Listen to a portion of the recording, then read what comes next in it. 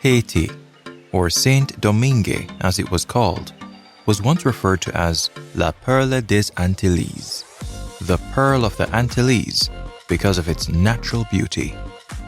In the 1800s, as one of the world's most prosperous colonies, Haiti was the wealthiest colony in the Americas.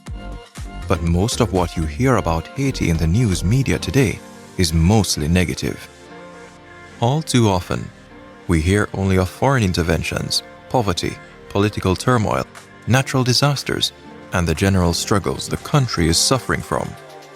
There is little to nothing about many of the positive aspects of this beautiful land. In the presentation, we will look at why Haiti is in this position, but we'll also look at some of the positive and uplifting aspects of the oldest republic in the Caribbean, Haiti, or as the indigenous Taino people called it, Haiti, meaning land of high mountains. Please like, subscribe, and turn on the notification bell for our future videos. The price and history of freedom. Did you know that Haiti was the first independent black republic in the world? It sure was. The former French colony was indeed the richest island in the Caribbean because of its agricultural productivity under the brutality of slavery, and as such was the prized possession of the French Republic. Economists estimate that in the 1750s, with its lush terrain, Haiti provided 80% of the world's sugar and provided as much as 50% of the gross national product of France.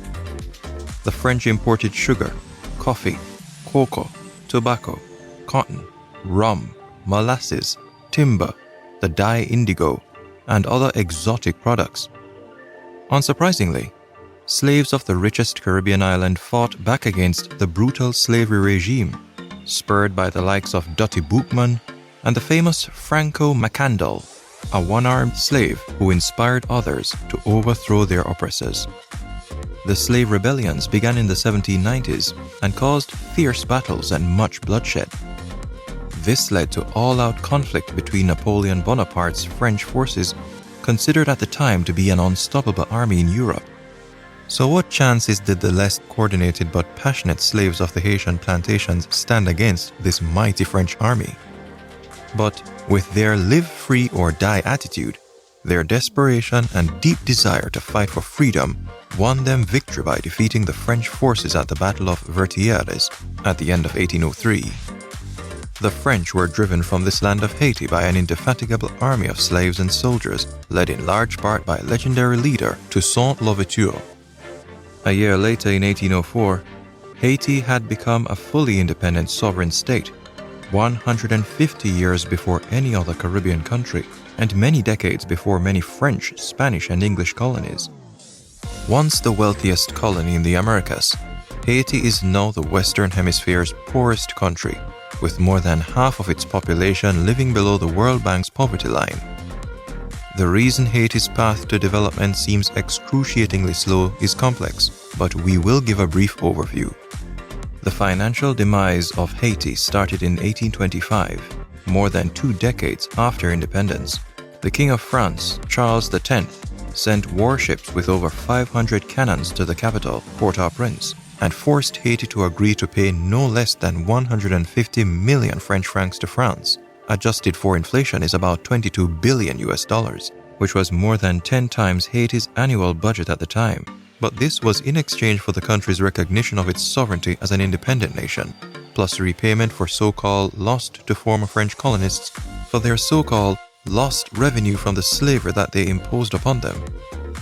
If Haiti did not agree to this non-negotiable demand of millions of French francs with 500 cannons pointing directly at them, they would all be annihilated. As much as 80% of Haiti's revenue went to paying off this debt. That meant that most of the revenue gained did not go towards building up the country's economy, but rather sent to overseas ex-plantation owners. Haiti, unable to pay the hefty sum, was forced into a debt that decimated the Haitian economy and put the country in this financial condition. Back in 1825, the free Haitians had no choice but to accept the hard shouldering of this debt, which took 122 years to pay off, and which has led us to the position that Haiti is in today. Next, there was foreign intervention on the part of the United States. Wary of encroaching German influence in the Caribbean at the outset of World War I, President Woodrow Wilson ordered Marines to Haiti in 1915. In the 5 years prior, 7 Haitian presidents were ousted from office or assassinated. During the nearly 2-decade occupation, the United States controlled Haiti's security and finances. It also imposed racial segregation, forced labor, press censorship, and deposed presidents and legislators that opposed the U.S. presence. Some 15,000 Haitians were killed in rebellions against the U.S. administration. Lastly, there is the unlucky occurrence of natural disasters.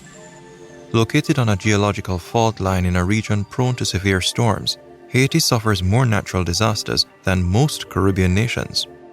Widespread deforestation has also left the country especially prone to flooding and mudslides, which strike Haiti at twice the rate as its neighbor, the Dominican Republic.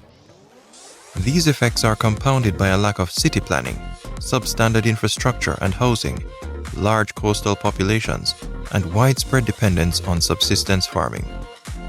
But with all that negative backdrop, there are still positive stories about this country. And while it's important to understand the political and socio-economic history of how Haiti is today, we must also look at the positives which are associated with our Caribbean neighbor.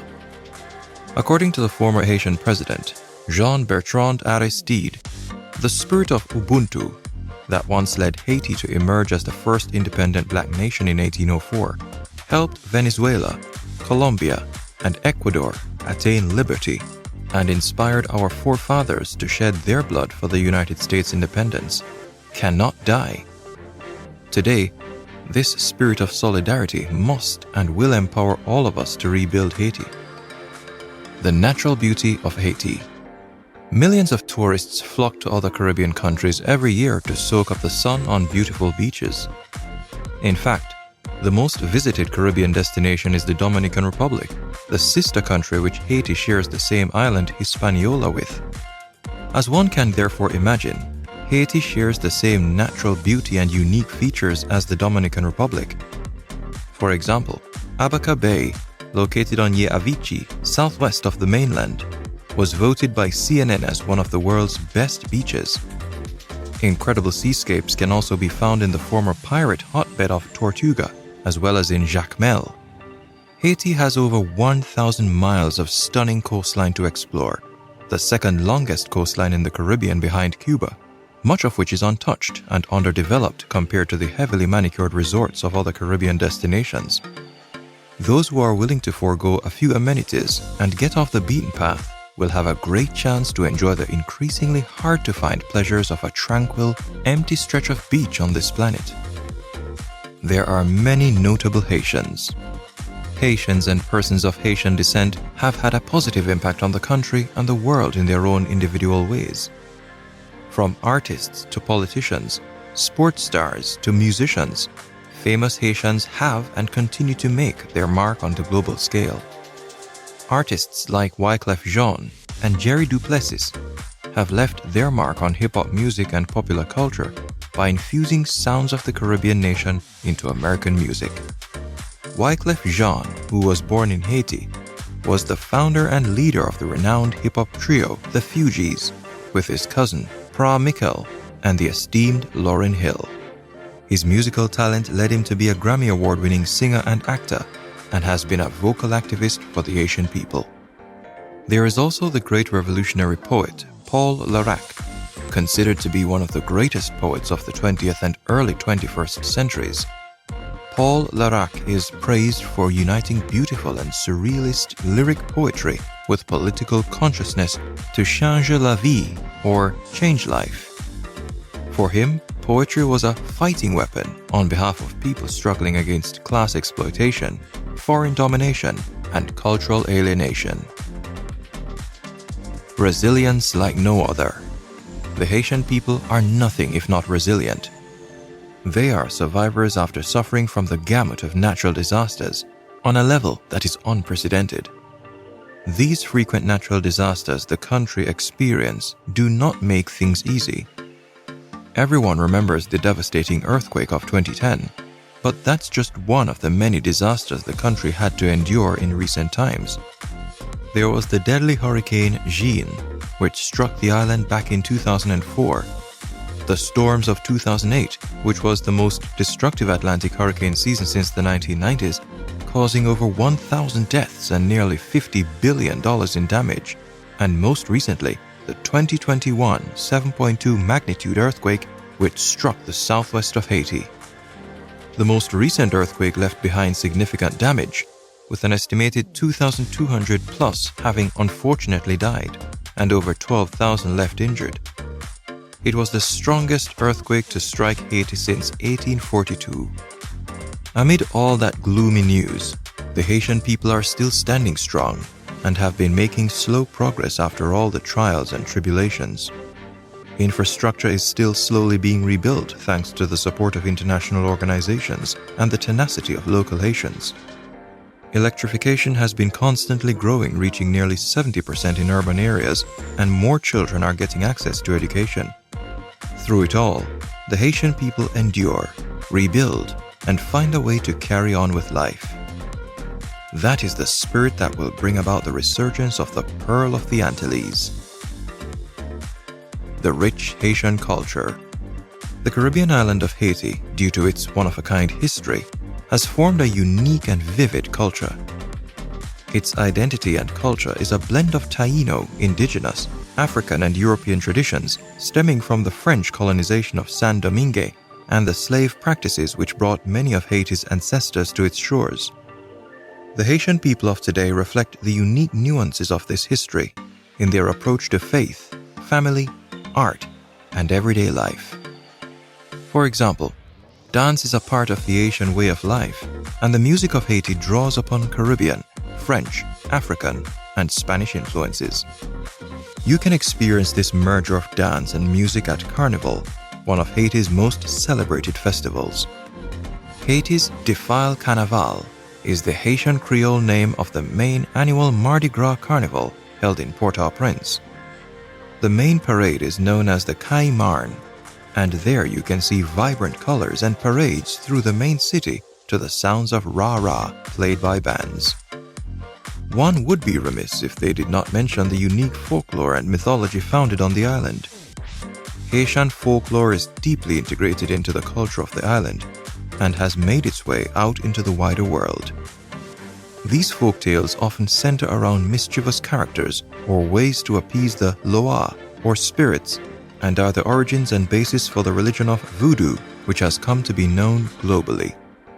Voodoo developed in Haiti between the 16th and 19th centuries and arose through a combination of several traditional religions of West and Central Africa and the Roman Catholic form of Christianity.